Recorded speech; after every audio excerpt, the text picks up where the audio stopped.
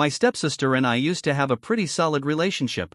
We're both in our mid-20s, and for the most part, we've gotten along well ever since our parents tied the knot about a decade ago. We even lived under the same roof for a couple of years without any major blow-ups.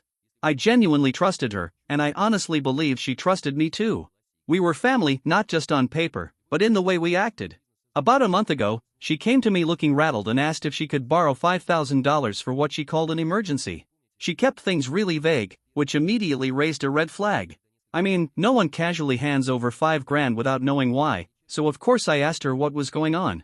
She looked like she was seconds away from crying and said something along the lines of, "I don't want to get into it, but I really need your help.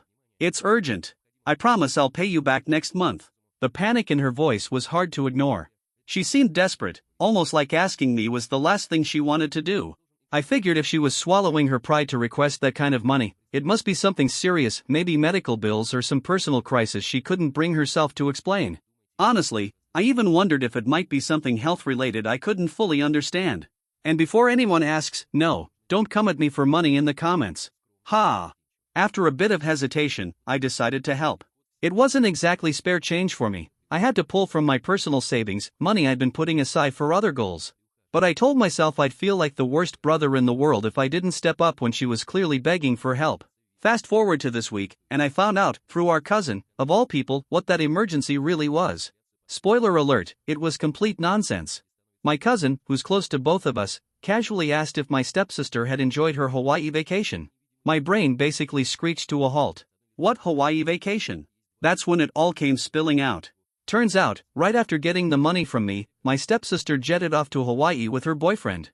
We're talking first-class tickets, a fancy resort, drinks by the beach, and the whole Instagram influencer vibe.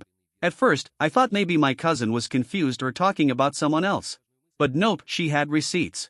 Actual photos my stepsister had sent her.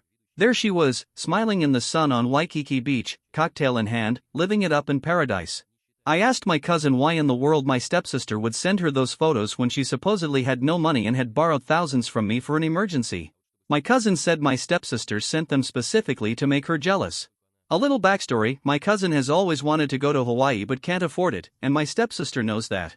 Apparently, she thought it would be funny to rub it in. According to my cousin, my stepsister flat out admitted she'd finally made it to Hawaii and wanted to share some pics to show off. So yeah, not only did my stepsister lie to my face and basically scam me out of $5,000, but she also used the whole thing as an opportunity to one-up our cousin. I can't wrap my head around why she'd do something that mean-spirited unless it was just pure pettiness. I was, and still am, furious. $5,000 is no small amount for me. That money took a big chunk out of my savings, and I only handed it over because I truly believed she was in some kind of crisis. Finding out she blew it on a luxury trip with her boyfriend and then flaunted it made my blood boil. I've been stewing for a day, trying to figure out what to do. I hate family drama, and confronting her would be like dropping a nuclear bomb on our relationship. But this isn't some random acquaintance ripping me off, it's my own sister. Well, stepsister, but still. We've been family for years, and I never thought she'd pull something like this. Finally, after cooling off just enough to think straight, I decided I had to confront her.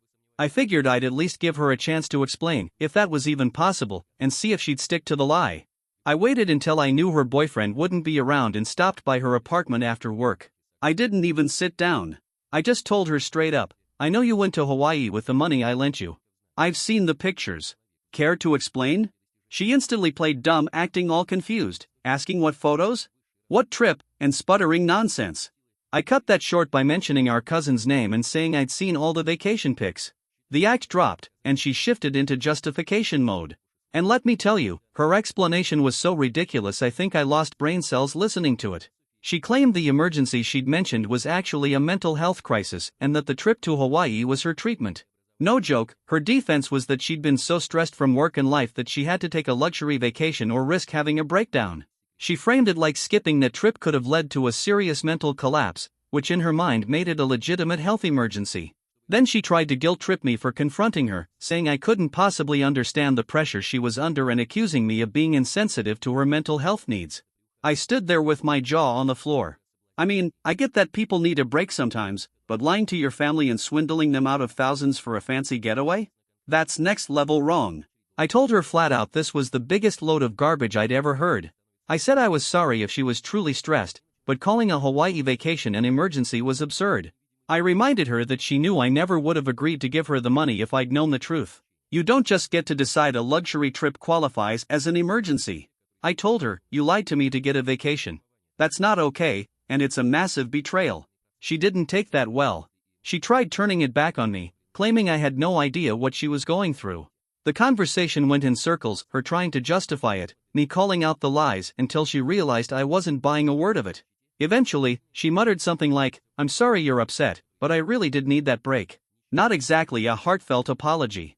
Then she promised she'd pay me back, saying, I'll give you the money next month when I get my work bonus. I swear. She insisted she'd always planned to pay me back, which is funny because that plan was never mentioned until she got caught.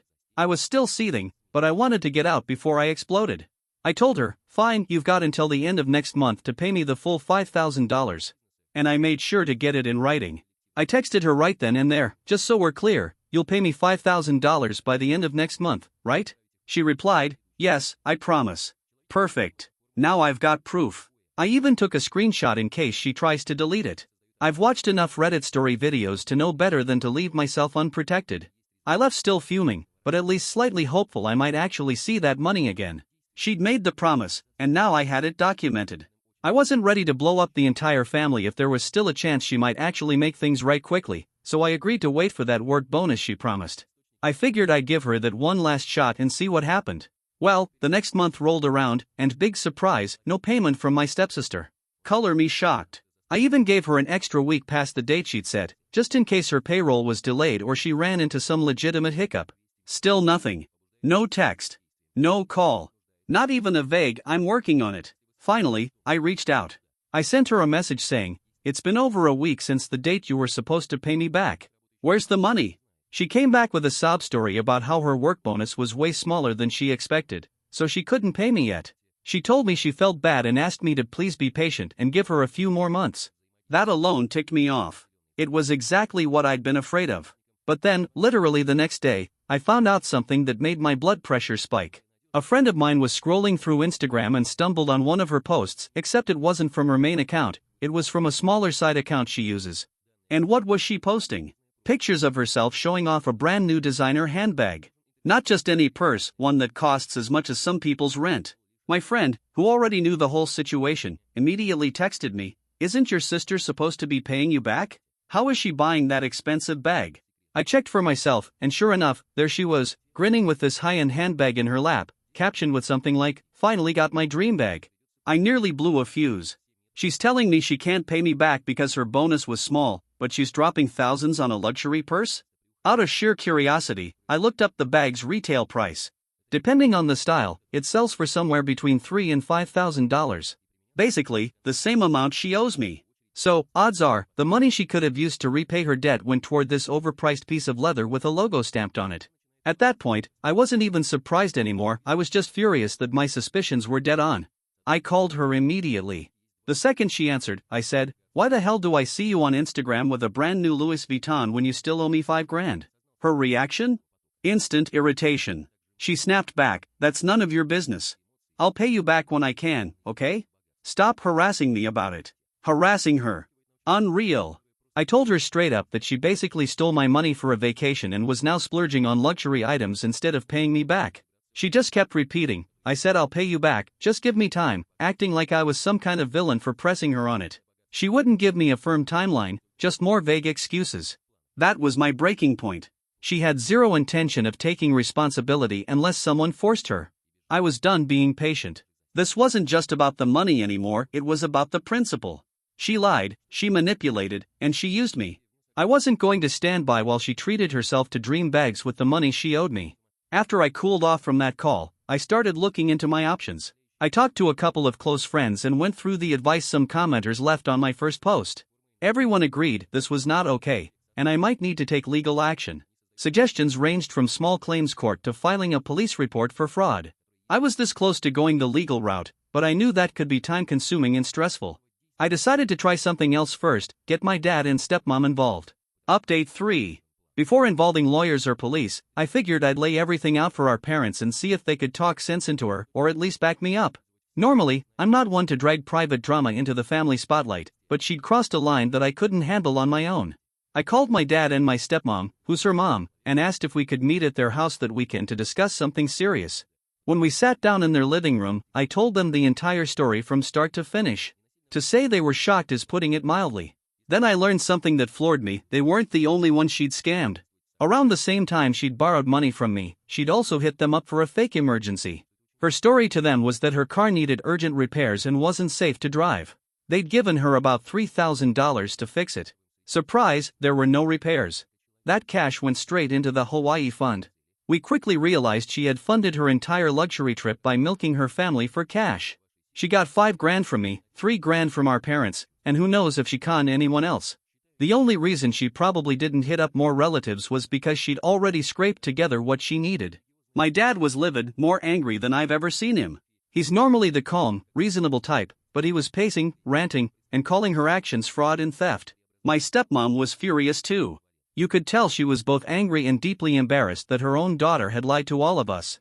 They both agreed it was unacceptable and promised to support me in getting my money back as well as recovering their own. My dad even said, if she weren't my stepdaughter, I'd be calling the police right now. For him, that's huge. He hates involving law enforcement in family matters, but he was that mad. He called her and told her to come over immediately, saying only, "We need to talk. Family emergency." A couple of hours later, she walked in to find me, my dad, and her mom sitting there waiting. She looked instantly uneasy and asked, "What's going on? Why is everyone so serious?" She probably thought someone had died. Well, in a way, it was the death of her free ride. My dad didn't waste time. He told her, "We know everything." At first, she tried her usual routine: denial, deflection, "It's not what you think," but the three of us firing off questions shut that down quick. She sank into a chair and started crying. But here's the thing, there was still no real apology at first. Instead, she launched into a pity party about how hard life has been for her lately. She said she felt cornered, didn't know how to handle her problems, and made bad choices. Then she mumbled something about being in debt and extremely stressed, which was news to all of us. My stepmom shot back that stress was no excuse for screwing over your own family. My dad, still fuming, told her what she did was inexcusable and pretty much amounted to fraud. He even repeated, "If you weren't my stepdaughter, I'd be talking to the police right now." That made her break down into even louder sobs. She kept repeating that she didn't want to go to jail, that she was sorry, and that she'd make it right. We pressed her for specifics. How exactly was she planning to do that, especially since just a few days earlier she told me she needed months to get the money, and then went out and bought a designer purse. She didn't have a real answer. Just more tears and, I messed up big time. My stepmom was furious and told her point blank that she'd better figure out a way to pay back every single cent immediately or else. We didn't actually say, "We'll call the police," but the threat was hanging in the air. I also made it clear this wasn't just about what she'd done to me. She'd pulled the same stunt on our parents, and that was unbelievably low. At one point, my stepsister tried claiming she was going to pay us all back eventually, but none of us were willing to take her word for it without a concrete plan. That brought us to the hard part, deciding what to actually do. The three of us, me, my dad, and my stepmom, stepped into another room while she sat in the kitchen. We agreed to give her one last chance to fix this within the family, but it was going to come with conditions and serious oversight. When we called her back in, my dad laid it out. She needed to pay back every dime to me and to them, quickly, or the next call would be to the police. She was still sobbing, saying, I'm trying, but we told her we needed more than words. We gave her 1 week to figure something out and ended the conversation there. And that's how I ended up here on Reddit writing about it. Small update. A few nights later, my gym buddies decided I needed a beer to take my mind off the drama. We were at a bar, just hanging out, when guess who walks in? My stepsister's boyfriend, with 2 of his friends. I saw them come in and thought maybe we could just ignore each other. Nope. They made a beeline straight for me. The boyfriend looked pissed and got right in my face, and, not gonna lie, his breath could have knocked over a horse. He started ranting about how I'd caused a bunch of trouble for my stepsister, telling me to back off and accusing me of trying to ruin her life. It was a weird, aggressive speech, and it caught me off guard since I barely know the guy. He clearly wanted a fight, even throwing in a vague threat that I'd regretted if I didn't leave her alone. His 2 buddies stood on either side of him like they were about to play backup in some low-budget mob movie. Now, I'm not a big guy, and I'm not into bar fights, I'm into keeping my teeth intact, so for a second I honestly thought this could go bad. But I wasn't alone. I was with 3 of my gym brothers, 2 of whom work as bouncers, and they're, let's just say, large. As the boyfriend kept puffing his chest, my friend, a 6 feet 5 inches human tank, stood up and calmly asked, "Is there a problem here?" The shift in the boyfriend's demeanor was instant. He went from tough guy to "uh-oh" in about 2 seconds. One of his friends muttered, "No, man, let's not do this," and pulled him back.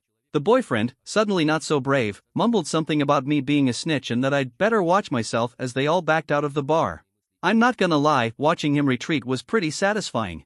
The audacity of that guy acting like I'm the villain here, when he literally enjoyed a luxury vacation funded by my money, is wild. I told my parents about the incident just in case he tried something else. My dad was livid and called my stepsister immediately. She claimed she had no idea her boyfriend would confront me, and honestly, I believe her. She probably just told him I snitched without explaining the details. Either way, my parents warned her that if anything like that happened again, the police would be involved immediately. Update 4. It's been about a week since that big confrontation at my parents' place. After the bar incident, my stepsister basically went MIA, ignoring calls and texts from all of us. I'm guessing she was embarrassed and maybe scrambling to think of a way out. Of course, that only made my dad even angrier. He was ready to drive over to her apartment and pound on the door, but my stepmom convinced him to give her a little space. They still sent her a text making it clear she needed to come back and discuss repayment, or we'd take further action. Eventually, she agreed to meet. We all sat in my parents' living room, me, my dad, my stepmom, and one very miserable-looking stepsister. The stress was written all over her face. The first thing my dad said was, "We've given you time. We need to know your plan to pay us back." She stayed quiet for a long moment before breaking down completely. Through sobs, she admitted she had no way to pay us right now because she was broke and buried in credit card debt. That's when the full truth came out. She'd been living way beyond her means for a long time. She had multiple maxed-out credit cards, and the Hawaii trip, along with her usual spending, had pushed her over the edge. When I asked how much debt she was in, she hesitated before admitting it was around $30,000 spread across several cards. My jaw hit the floor. She said she felt completely overwhelmed by her finances, and that she'd lied to me and our parents out of desperation for cash and for a break from her life. She claimed she never meant for it to spiral this far and that she thought she could fix it on her own. My stepmom, while still upset, switched into problem-solving mode. She told my stepsister exactly what was going to happen. 1. Sell her car immediately. The SUV was paid off and could bring in enough to repay both me and my parents. My stepsister cried that she needed it for work, but my dad shut that down, it was non-negotiable. 2. Move back in with our parents. No rent, plus they could keep an eye on her spending and help her budget. She was clearly embarrassed but didn't argue. 3. Sell her designer purses and luxury items. Every penny from those sales would go toward her debts. Goodbye, dream bag. 4. Cut up all but one credit card.